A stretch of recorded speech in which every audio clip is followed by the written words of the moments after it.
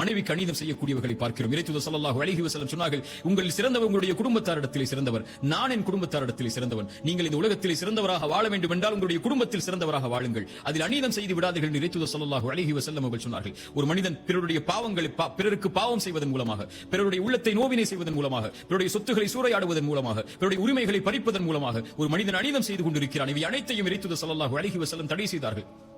இறைத்தூதர் ஸல்லல்லாஹு அலைஹி வஸல்லம் அவர்கள் சொன்னார்கள், முஆத் இப்னு ஜபலை யமன் தேசத்திற்கு அனுப்பும்போது மிக முக்கியமான செய்தி, இத்தகி தஅவத்தல் மதுலூம். முஆத், அநீதம் செய்யப்பட்டவனுடைய பிரார்த்தனையை பயந்து கொள். ஒருவன் அநீதம் செய்யப்பட்டிருக்கிறான் என்றால் அவன் இறைவனை அழைத்தால் இறைவா என்ற ஒரு வார்த்தை போதும்.